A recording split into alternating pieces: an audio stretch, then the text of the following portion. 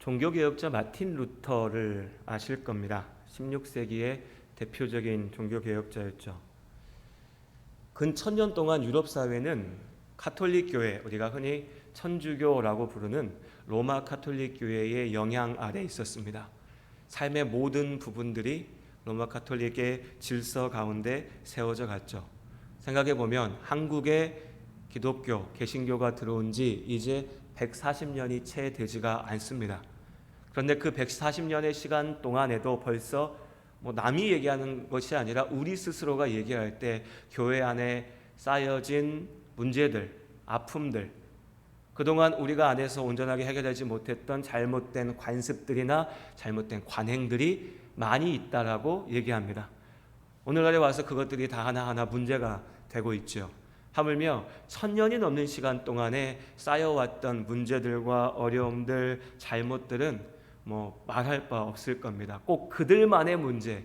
우리가 종교개혁을 얘기할 때 천주교는 잘못됐어, 옛날에 유럽에 문제가 있었어, 이런 식으로 접근하고 바라보면 안 됩니다. 그들의 문제였지만 또한 우리의 문제이고 사람의 문제이고 우리가 또한 지금 싸워나가고 바꿔가야 될 문제인 거죠. 그렇게 하나님의 말씀 앞에 교회를 세우고 로마 교회의 잘못된 문제들을 바꾸려고 했던 시도들이 종교개혁이었습니다. 그리고 그 종교개혁 중에 대표되는 인물이 마틴 루터였죠.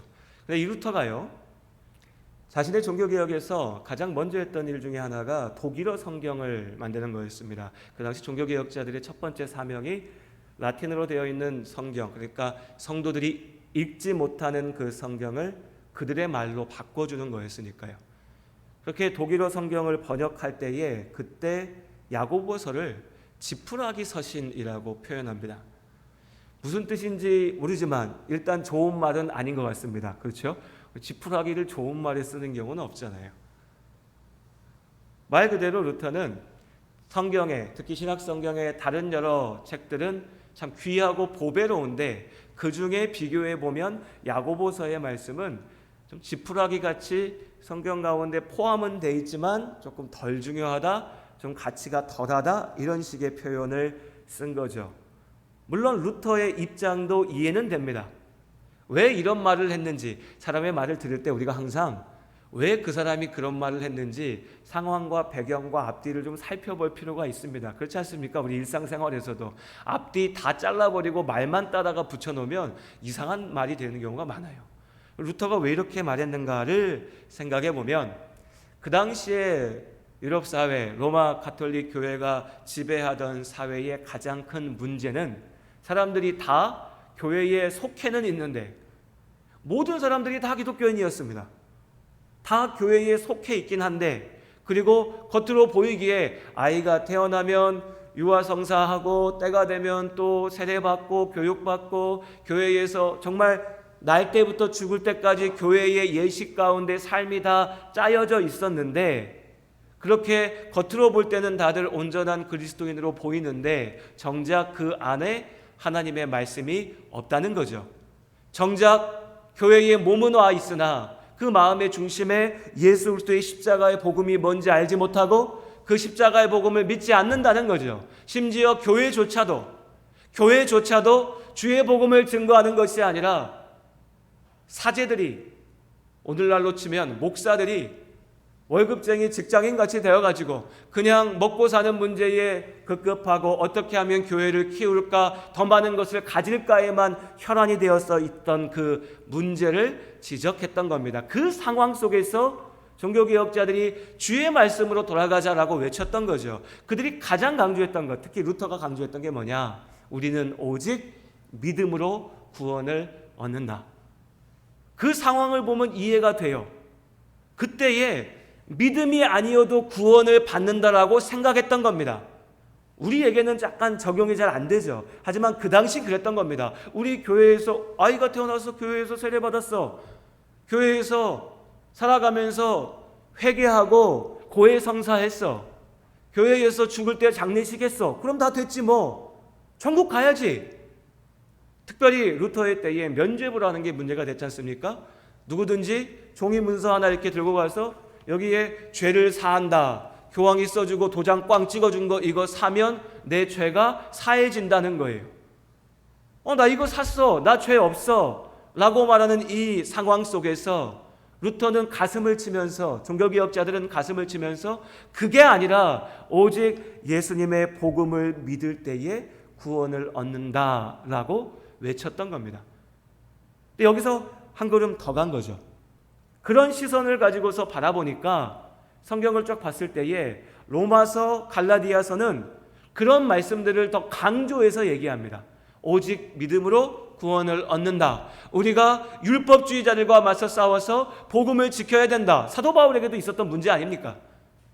그런데 야고보서를 보니까 우리가 오늘 이어서 말씀 나누겠지만 우리 제일 잘하는 말씀, 행함이 없는 믿음은 죽은 것이라 고하니, 루터의 눈에 볼 때는 이 말씀을 강조하다 보면 그 행함이 다시 로마 카톨릭의 질서로 돌아가게 되고 복음의 진리에서 멀어지게 된다라고 생각했기 때문에 루터는 야고보서를 보면서 지푸라기 서신이다라고 얘기한 거죠. 배경도 이해하고 상황도 이해하지만 이 마지막 표현은 분명히 잘못된 겁니다. 정확히 얘기하면 루터 역시도 나중에 가면 자신의 발언을 이렇게까지는 아니다라고 수정하는데, 문제는 그렇잖아요. 유명한 사람, 잘 알려진 사람의 말은 우리가 한마디 딱 따다가 그 말만 갖다 막 쓰지 않습니까? 앞뒤 뒤에 말 다 빼버리고요. 그래서 오늘날까지도 이걸 잘못 알아서 어떤 이들은 야고보서는 지푸라기 서신이다 이 말을 써먹기도 합니다. 하지만 그 당시 상황 가운데 주어졌던 거지 하나님의 말씀의 본질은 그와 다르죠. 로마서와 갈라디아서에서 분명 하나님께서 우리가 믿음으로 구원을 얻는다라고 말씀하십니다. 분명 그렇습니다. 우리는 오직 믿음으로 구원을 얻습니다. 쉽게 얘기해서 내가 교회 주일 안 빼먹고 교회 다녔어. 내가 교회 가면 그래도 꼭 헌금도 했어. 내가 교회에서 봉사도 열심히 했어. 그러니까 나 천국 갈 거야 라고 생각한다면 그것은 아니라는 겁니다. 그건 우리가 만들어내는 우리의 착각이고 우리가 얻고 싶은 우리의 위안이죠. 하지만 하나님께서는 결코 그렇게 말씀하지 않으십니다. 우리의 구원은 오직 나의 죄를 대신하여 십자가에 죽으시고 부활하신 예수님을 믿을 때, 그 주님이 나를 위하여 죽으셨음을, 또한 나를 위하여 부활하셨음을 내가 믿을 때에 내가 구원을 얻을 수 있고 하나님의 나라가 나의 것이 되는 것입니다. 우린 분명히 이것을 기억해야 됩니다. 하지만 여기서 끝나는 것이 아니죠. 이 믿음이라고 하는 것은 우리의 영적인 결단, 우리의 영적인 어떤 판단, 영적인 경험이라고 한다면 이 영적인 결단은 우리의 육적인 행함을 통해서 드러나야 되는 겁니다. 내가 교회 열심히 다녔으니까 구원받았어가 아니라 내가 예수를 믿고 구원을 얻었으니 주님께서 함께하라 하신 교회 가운데 이 교회를 지키며 하나님 앞에 나의 삶을 세우는 거죠. 이 순서를 우리가 기억하며 나아갈 때 우리의 믿음이, 우리의 삶이 온전해질 수 있는 겁니다. 그렇게 보면 하나님의 말씀은 이 두 가지를 다 얘기하고 있죠. 사실은 로마서도 갈라디아서도 믿음으로만 구원받아, 그러니까 믿으면 다 돼, 이렇게 얘기하지 않지 않습니까? 우리 이미 살펴보았죠. 우리가 믿음으로 구원을 얻으나 구원받은 우리는 우리 안에 계시는 성령의 열매를 맺는 삶을 살아야 된다라고 이야기합니다. 오늘 야고보서도 마찬가지입니다. 행함을 이야기하지만, 그러니까 구약의 율법주의로 빠져서 로마 카톨릭의 그 형식적인 믿음에 사로잡혀 살 때 구원을 받는다라고 얘기하지 않죠.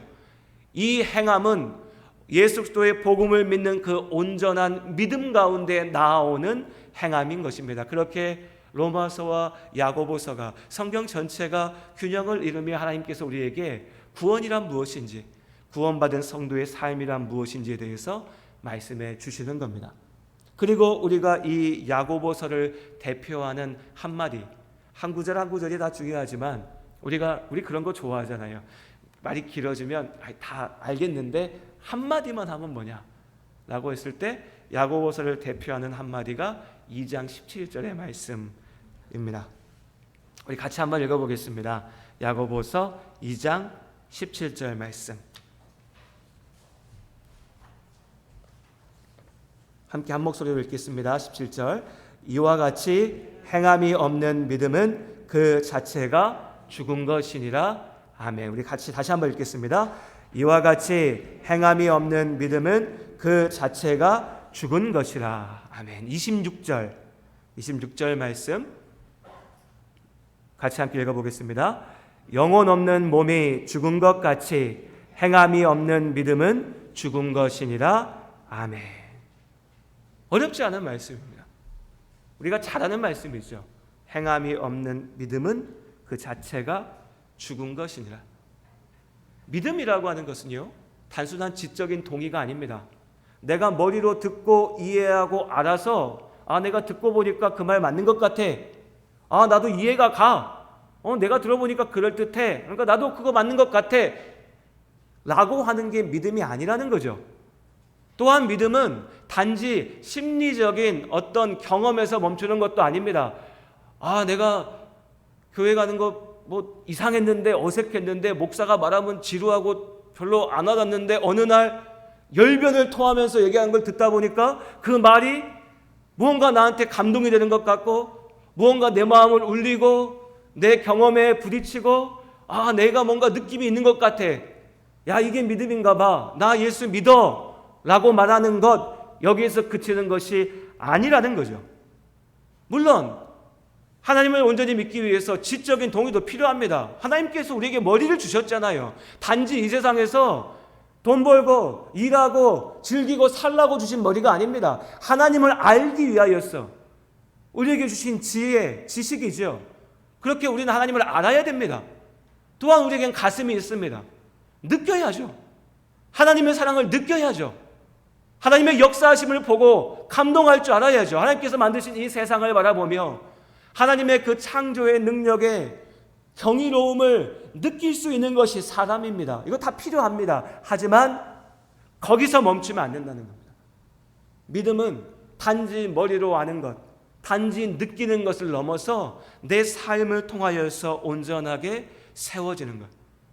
내 삶 자체가 믿음의 증거이고 열매여야 된다는 것이죠. 생각해 보면 오늘을 살아가며 우리는 참 많이 듣습니다. 하나님의 말씀을 참 많이 듣습니다. 하지만 그렇게 많이 들어도 행하지 않으면 아무런 소용이 없다는 거죠. 오늘 1장 22절의 말씀 우리 같이 함께 읽도록 하겠습니다. 야고보서 1장 22절 말씀 함께 읽습니다.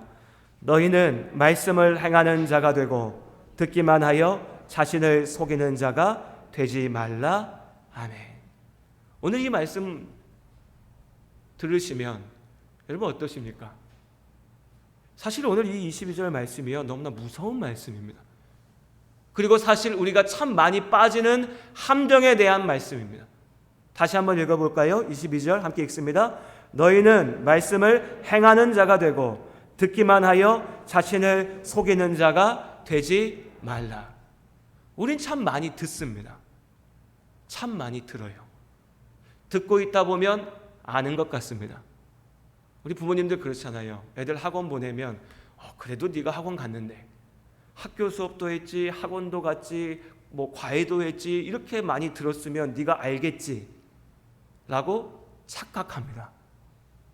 근데 내 경험을 한번 생각해 보십시오. 여러분, 많이 들었으면 아십니까? 우리가 많이 보고 있으면 내가 그냥 할 수 있게 됩니까? 아니잖아요. 많이 듣는 것과 내가 제대로 아는 것은 완전히 다른 얘기입니다.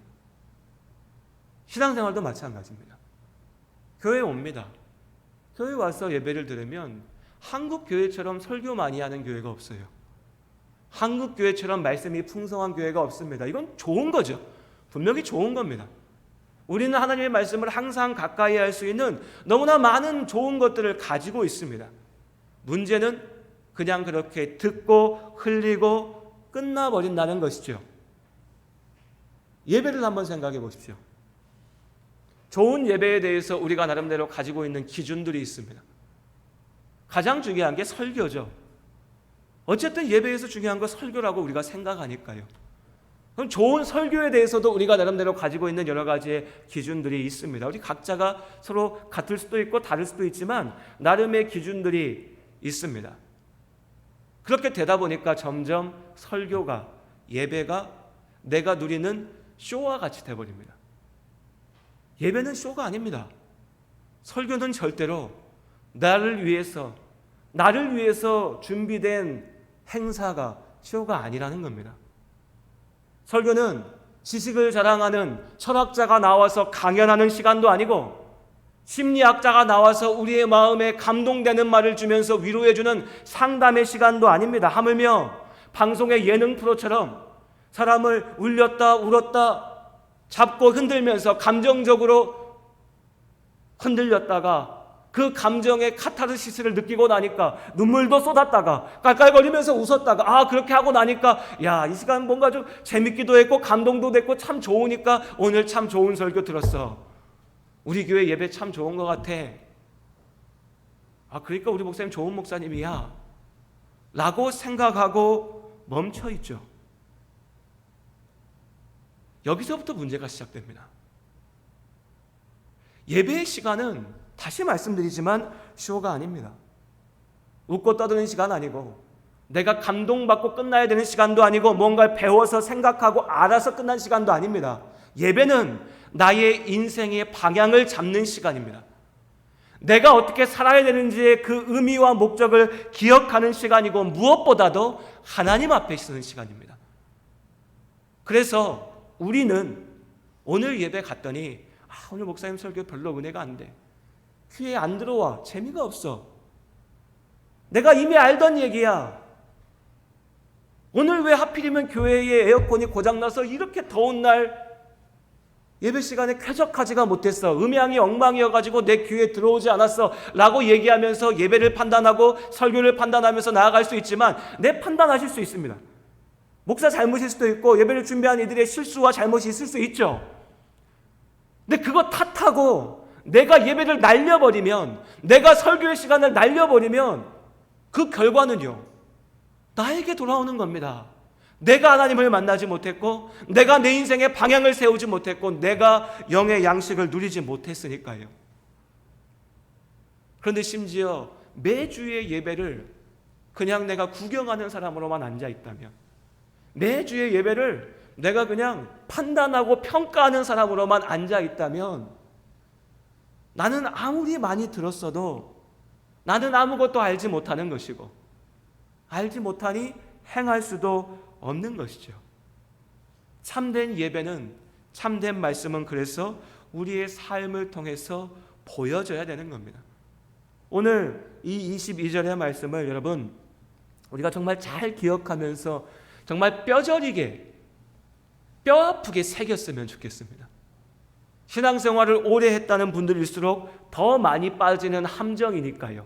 나 많이 들었어, 나 많이 알아, 나 신앙생활 오래 했어. 행하지 않으면요, 아무 소용없습니다. 우리는 스스로 속일 수 있습니다. 사람들도 속일 수 있습니다. 하나님은 속일 수 없습니다. 내가 많이 들었다라고 나 자신을 속여도 결국 그 거짓은 나의 삶 가운데 드러납니다.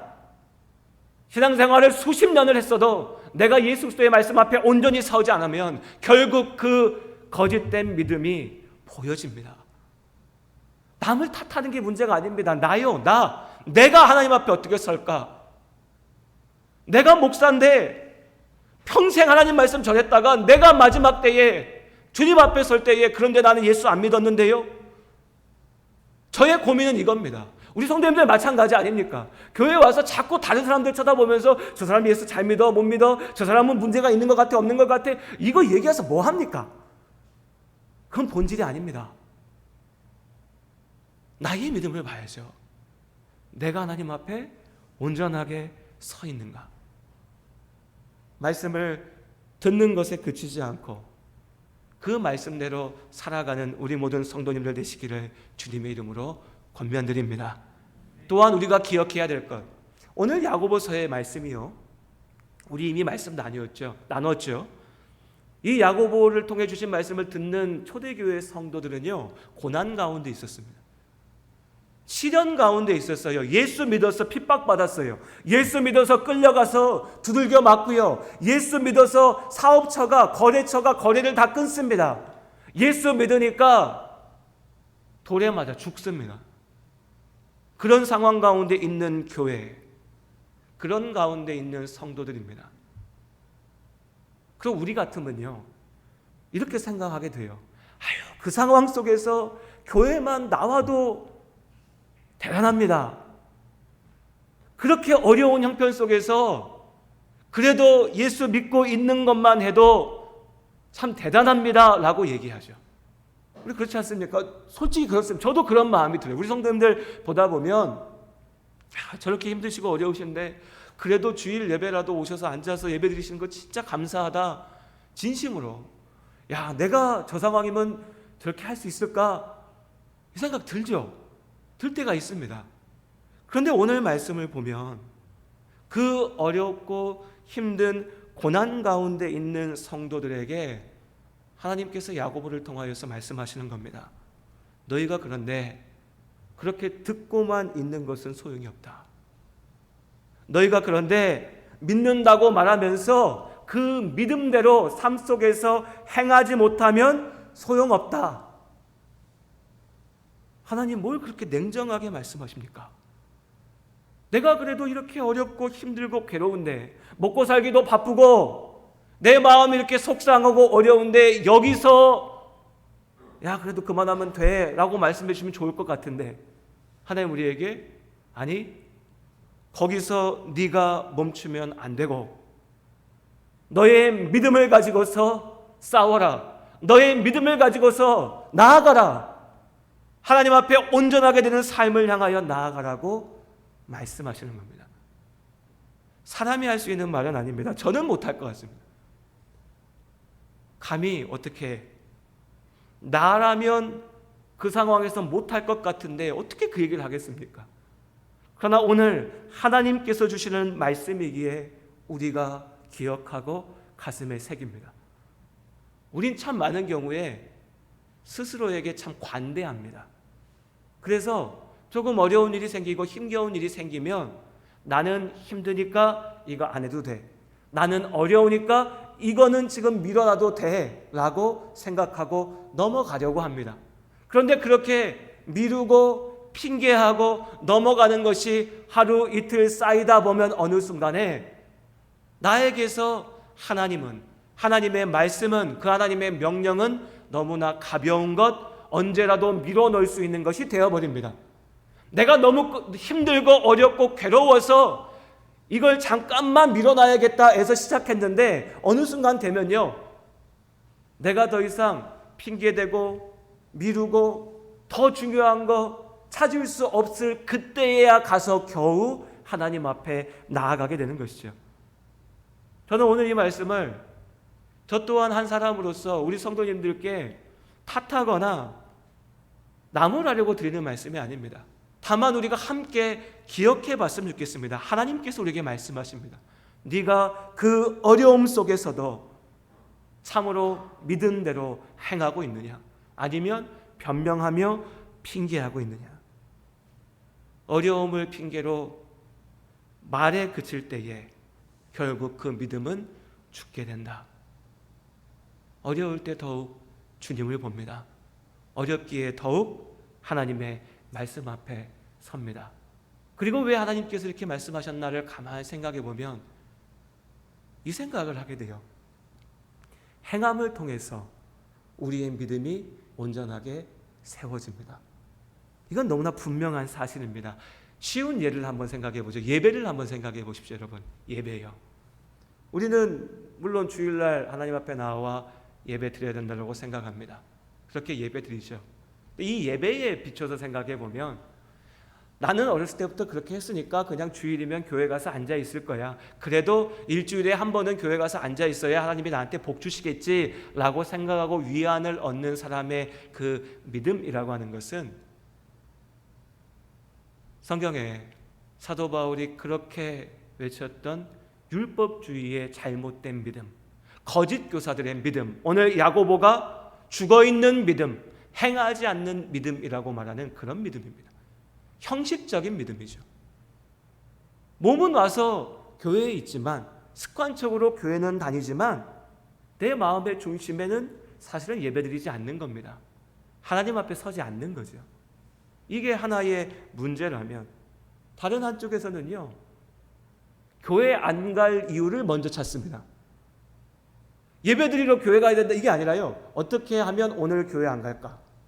오늘 내가 교회 가지 않아도 되는 이유가 있지 않을까? 오늘 비가 오니까, 너무 더우니까, 내 몸이 피곤하니까, 바쁘니까, 내가 해야 될 일이 있어서 온갖 이유를 찾아서 교회를 안 가려고 하죠. 예배 안 가려고 하죠. 다른 것 같지만 이 둘은 본질적으로 같은 겁니다. 그럼 우리는 어떻게 해야 될까요? 많이 말씀드렸죠. 우리가 주일의 예배를 불가피하게 빠질 수 있습니다. 중요한 건 뭐죠? 뭐가 불가피한 이유냐, 이겁니다. 내가 예배를 빠질 수밖에 없는 이유는 뭘까? 그럼 그 다음이 있겠죠. 여기서 멈추지 않는 겁니다. 그러면 내가 오늘 불가피하게 예배를 빠졌는데, 그럼 이 주일의 예배를 어떻게 지킬 수 있을까를 고민하는 거죠. 생각해 보는 겁니다. 이 차이를 아시겠어요? 여러분 잘 기억해 보십시오. 주일이니까 교회 가야지, 그냥 가서 앉아있다가 오고 끝나는 거, 아니면 교회 가든 말든 시간 되면 가지, 이것과 내가 교회를 갈 때도, 예배 가운데 있을 때도 왜 이 자리에 있는지를 기억하고, 정말 불가피하게 예배드리지 못할 때에 그럼 내가 어떻게 하나님 앞에 서야 될까를 고민할 때, 모양은 다양할 수 있습니다. 어떤 분들은 내가 우리 교회에서 예배 못 드렸는데 멀리 왔으니까 여기서 예배 드려야겠다. 그것도 좋죠. 내가 어디서든 교회 갈 형편이 안 됐으니까 저녁에라도 교회 가서 예배 드려야겠다. 요즘 얼마나 좋습니까? 온라인에 영상이 다 있으니까 오늘 목사님 설교 말씀 들으면서 혼자라도 말씀 듣고 기도하고 함께 예배해야지, 하나님 앞에 서야겠다. 이도저도 아니면 그래도 내가 오늘 너무 고되게 사느라고 안타깝지만 괴롭지만 주일날 예배 못 드렸는데 나 혼자만의 시간에서 혼자서라도 말씀을 읽고 기도하며 예배해야겠다. 다 좋습니다. 이걸 규정 지으려고 하면 그게 율법이 됩니다. 하지만 나 오늘 예배 드려야 되는데 바빠서 못 갔네. 끝. 이건 그야말로 형식적인 믿음, 그야말로 죽은 믿음인 겁니다. 오늘 말씀 속에서 여러분들에게 던지고 싶은 질문은 이겁니다. 내가 믿음으로 고민하는가? 내가 믿음으로 도전하는가? 교회에 섬기고 함께 할 수 있는 여러 가지 방법들이 있습니다. 제가 한 달에 한 번 청소하는데요. 우리 성도님들 나와서 애쓰시는 분들 마음을 너무 잘 이해하게 돼요. 특히 요즘같이 더운 날. 그냥 문득문득 내 머릿속에 떠오릅니다. 이 더운 날 왜 나만 청소해야 돼? 죄송합니다, 목사가 이거밖에 안 돼서. 근데 그런 생각이 불쑥불쑥 머릿속에 떠올라요. 왜 다 같이 하면 안 되나? 나만 해야 되나? 그냥 다른 분들한테 미루면 안 되나? 그런데 그때에 그 행함이 있기에 고민해 보는 겁니다. 그런데 내가 와서 왜 해야 되지? 힘든 일 왜 해야 되지? 덥고 괴로운데 내가 혼자 왜 해야 되지? 하나님 때문에 하는 거지. 교회를 섬기기 위해서 하는 거지. 우리 모든 성도님들, 나는 이걸로 섬기지만 각자 자신의 자리에서 열심히 다 섬기시니까 나도 내 몫을 감당해야 되지. 믿음으로 도전할 때 고민하게 되고요, 고민만 하고 끝나는 게 아니라 그 믿음을 가지고서 내 삶 속에서 싸우게 되는 거죠. 이게 뭡니까? 멋진 말로 연단이죠. 연단이요.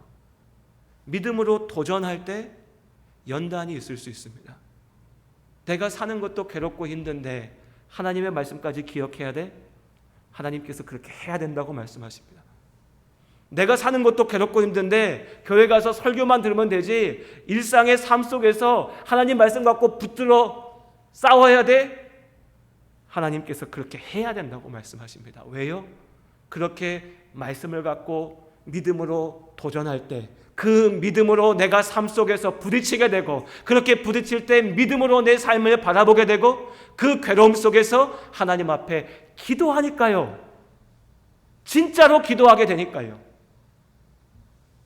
성도를 위해서 기도한다 얘기합니다. 할 수 있습니다. 주일날 목사가 얘기하면 이렇게 한번 둘러보고 그래 저분 집사님 계시지 기도하자 기도할 수 있습니다.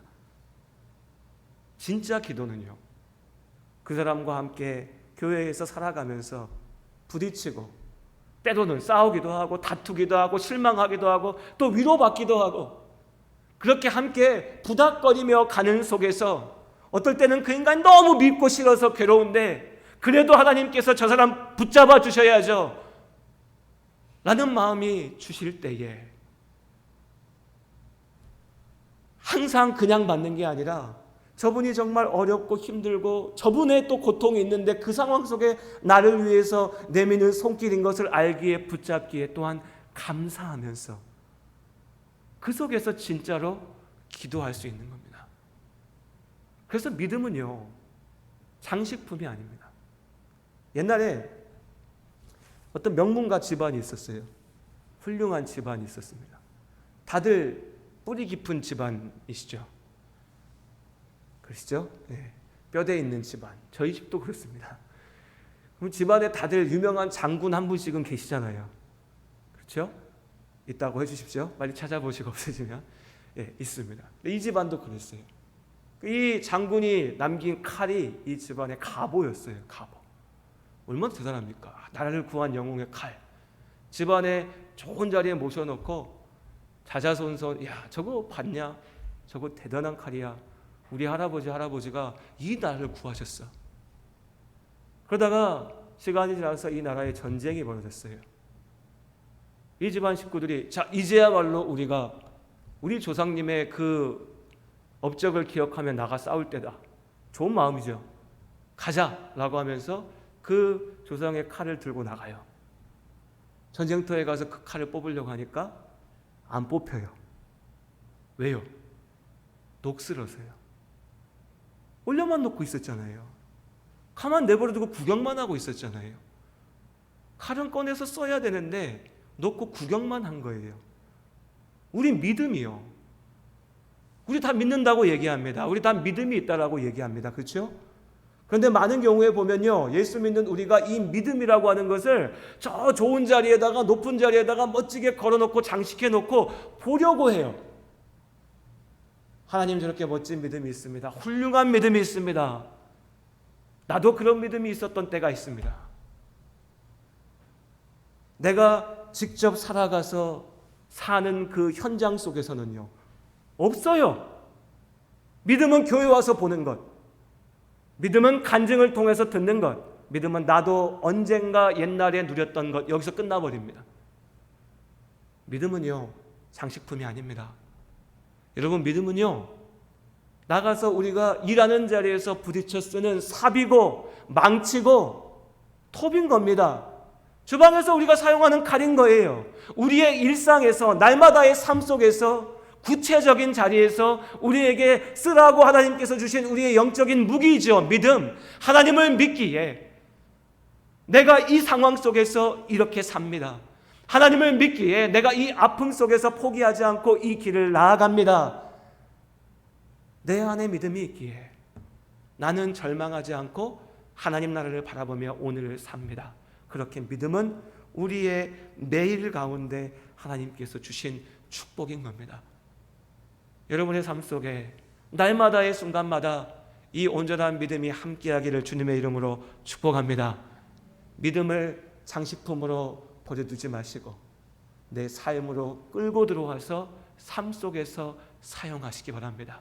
그때 우리가 하나님의 그 참된 은혜를 누릴 수 있습니다. 그 복된 은혜를 경험하는 새로운 한 주간이 되시기를 주님의 이름으로 축복합니다. 기도하시겠습니다. 하나님